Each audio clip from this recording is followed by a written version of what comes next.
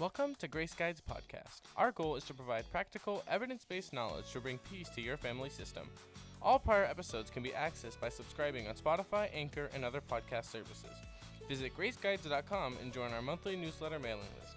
The following discussion is for informational purposes only and is not meant to diagnose or treat any mental health condition. Please visit with your own mental health provider for case-specific help. Thank you and enjoy. That was so exciting. All right. I'm not doing a slow countdown. You're editing this out. You're live. Yeah. Not live because we're not live out in the world. But all right. So hello, everyone. It's Angela with Grace Guides. And Sarah. And here we are for episode, we have no idea, 5, maybe 6. Anyway, today we want to talk about this concept that I learned a few years ago through a dear mentor and friend who I think was, well, we'll explain that in a minute. Dr. Martha Atkins taught me what we're going to share today. And that is this awareness about how we experience emotions in our bodies. So I'm going to let Sarah give us her perspective on this, and then I'll go into a little more detail.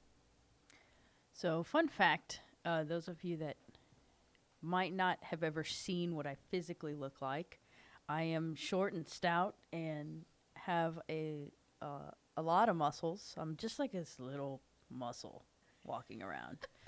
So random. And so I feel like it's important, though, because my visual appearance does not match my emotional I see where you're state. going. Yes. And so I need you to visualize this. It's almost Danny DeVito just popped in my head. Okay, fair. Danny DeVito. I can agree with that. Okay, so like a Danny DeVito without a belly, and female. So that I'm gonna go with it. That's my look. And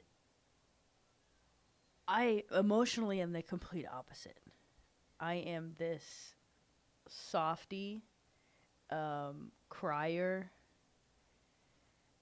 I watch episodes on Netflix and I cry. Of anything. Yeah. Any shows. It was a football show and I was crying last night. I used to watch commercials. I don't watch commercials anymore, but I used to watch commercials and cry, or hear a song on the radio and cry. And my feelings are not hidden because they're on my sleeves. And all over your face often. And yeah, pretty much head to toe. And so I am a emotional person. I try to manage it. I try different strategies. I will say I have come a long way. I used to cry at the drop of a hat, and now I can at least. Then I went through this phase of being able to tell myself, okay, don't cry, don't cry, don't cry, don't cry. And now I can normally stop it before then. Unless, of course, I've stuffed all those emotions down and then it just comes out like a fountain. But I don't know if I really feel the emotions inside my body like some people, maybe like in their gut, they get the butterflies or I'm going to interrupt you only so I can talk about that part of things. Yeah, go for it. So what I had to learn is that our bodies are constantly communicating with us about our emotions. And I think some of us are totally in tune with that. Others, not so much. And I personally fall into the other not so much category. I do not recognize emotions. I can be very logical, which can, really be difficult for other people to be around. And so I learned about this idea of learning where your body is giving you physical sensations from Martha when I did an internship at Abode, and Abode is a place for the dying. Individuals that have been told they have less than 90 days can typically go to live their final days in this beautiful space And it's obviously a place where you need to kind of know a little bit about your emotions. And so when I first arrived there, it was pretty evident that that I would bring in an energy that was really not conducive to what was going on there. And so looking back, I think Martha just, and all of her wisdom,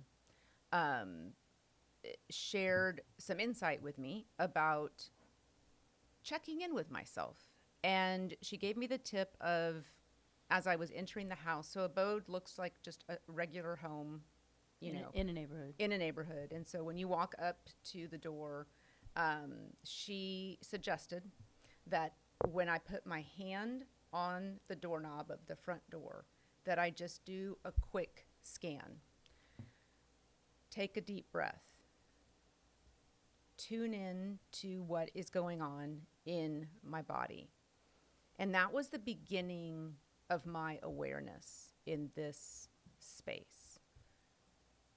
It takes practice, but I was able to really very quickly, with just a little bit of time, tune in to where I feel emotion, where I feel stress, where I feel overwhelm, where I feel anxiety. And to what you were saying earlier, your physical appearance is very strong. If people are judging a book by its cover, they're going to say, that is a strong, athletic woman. They do not say that when they see me. And I think that based upon our physical appearances, there would be an associated stereotype that you are without emotion and that I am touchy-feely with emotion. That is not the case. And so it did present challenges for us in our personal relationship, and definitely in my parenting of the children, because I was all business. So what I have learned since that front doorknob moment is that I experience stress and anxiety in my chest. I can feel a tightening. Sometimes it'll go up into my jaw and I'll clench, my jaw and not even be aware of it. And breathing helps. So I used to get really mad when people would see me sort of going offline, going off the rails, losing my temper, and they would say, you just need to breathe. That's not the kind of breathing that I'm talking about here, because that's sort of insulting and not what people need to hear when they're in these moments. And so instead, it's a very intentional breathing. We breathe into our bellies. There's a lot of science behind that we are telling our nervous system that we're safe, we're okay, we don't need to be scared. And so I challenge you, as you're listening to this, to just for a moment, think about where you're breathing right now. Are you breathing into your chest, shallow, or are you breathing as you were designed to breathe, which is into the diaphragm and into your belly? So the point of all of this is to share what emotions in the body and the feelings they create have taught us. So, and it's tied to every interaction that we have with loved ones, with strangers. It's it's directly connected to our behavior. And so, Sarah, you were saying that you don't necessarily believe that you feel it in that same way. Let me let you continue with that thought. Yeah, so actually while you were talking, I was visualizing me as like a battery. And as the emotion gets higher, my battery kind of empties. I think I feel it from top to bottom. Okay. Kind of thing. And I think I live life full, as a full battery, and then as the emotions get higher, my battery kind of goes, and then when it gets to a certain point, that's when the tears start flowing. And I think it's just a full body. I don't get the clenched hands or jaw, or I don't even know if I get the rapid heartbeat because I'm like a sloth and the heartbeat just kind of stays chill. And so, but I think that's what I literally visualized. I visualized, like, I guess maybe the happiness or the joy or the peace or whatever it is, whatever those positive feelings are, just kind of drain. And maybe when they get around like that mid chest, you start feeling depleted. Yeah, like you and that's feel when it. I like that. Yeah. I like that awareness. I like that you have a visual. I like that you can, because here's the whole point of having that is it helps you, each of us, tune in to what's going on with our systems so that we can put some stops in place before we say things we can't take back, before we maybe throw something that we can't take back, or raise our voice and lose our temper at the Target cashier who really didn't do anything to you that day.